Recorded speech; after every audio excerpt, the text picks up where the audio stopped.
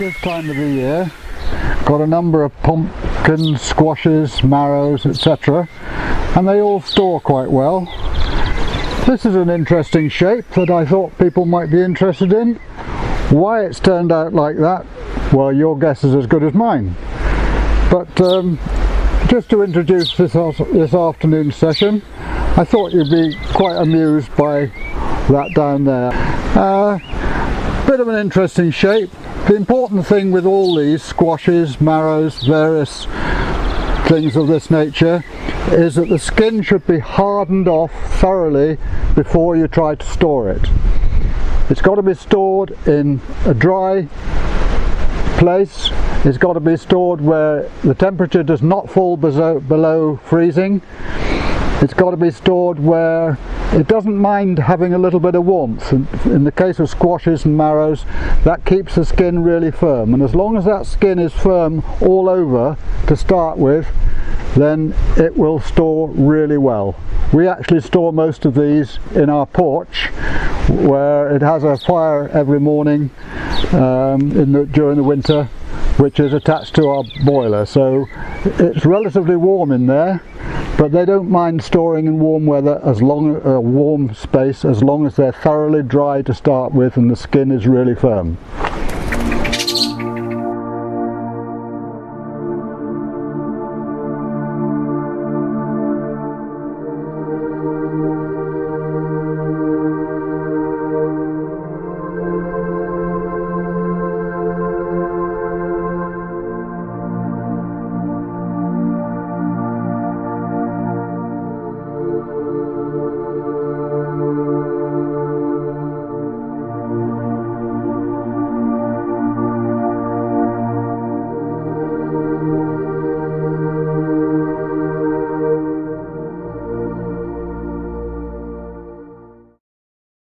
When I was building this greenhouse, I made a few estimates as to how much water we would need in a greenhouse of this size, and it works out actually a lot simpler than I originally planned. Basically, whatever greenhouse you've got will provide enough water for the use of that greenhouse, other than perhaps an exceptionally long dry spell. The proviso there, though, is that the amount of storage you've got is quite considerable. The bigger the store, the more efficient the system becomes. And it's possibly true to say that all greenhouses with the right amount of storage will provide enough water for all the crops you're going to have in that greenhouse. In this particular case, while I was building it, I think probably I mentioned it many months ago, but I put in two rather unusual features. Firstly, this is an elevated tank. It's just over 200 litres in there. It's a relatively shallow tank, as you can see, with a tap on the side here. Now that means that because this is raised up to this height, the little hose that I've got coming from it, I can do all the watering in this greenhouse quite successfully from here. There are certain things to bear in mind about this, and I've got another conventional water butt in the opposite corner taking the water off the other half of the roof, so this takes about half of the roof to feed this one. But the important thing about it is that in the spring it's quite important with your baby plants to treat them as babies. Now, if you're about to bath a baby, what do you do first? You put your elbow into the bath water to make sure it's not too hot. Fractionally cooler doesn't matter too much, but a lot cooler also matters as much as too hot. The big benefit of having the water storage within the greenhouse, and particularly when it's fairly high up and quite close to the roof, is that this water will be considerably warmer in the early months of the year, particularly considerably warmer than any tank outside. The ideal probably is to have a big underground storage tank and then pump it up from it. That is certainly the ideal system because that will never freeze. But this is the second best idea. And by having it elevated here, firstly it's warm, therefore it doesn't go and reduce the temperature of the soil when you're using it. And secondly, because it's elevated again, as I mentioned, you can use the hose and feed all the way top to bottom of the greenhouse. Simple, but it works.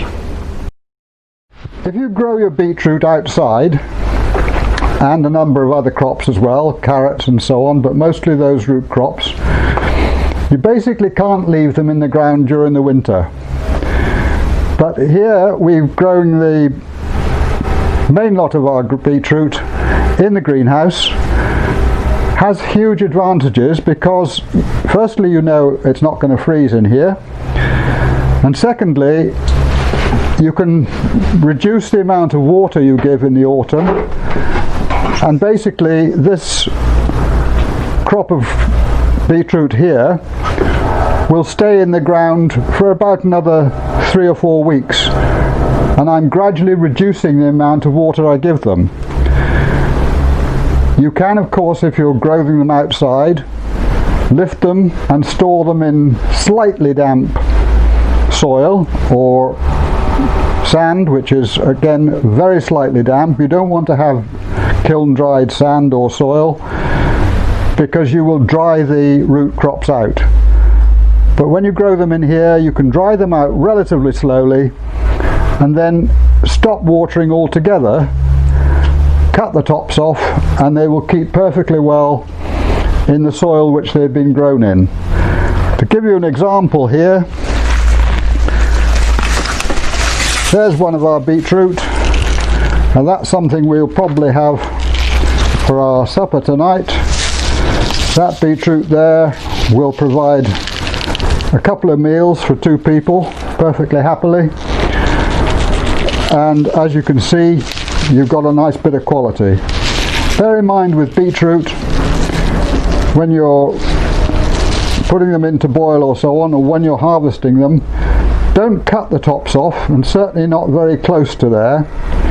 You want to get hold of them like this, get hold of them like that, and twist.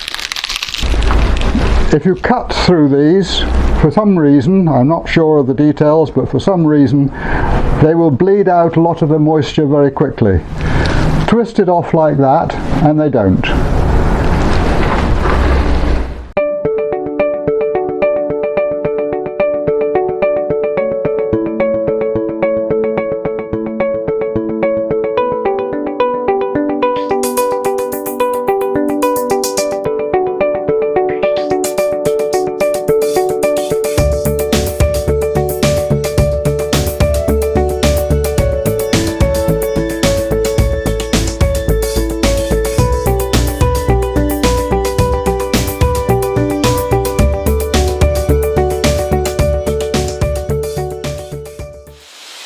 Thank you, Liam, and permaculture is one of those things we all aim towards.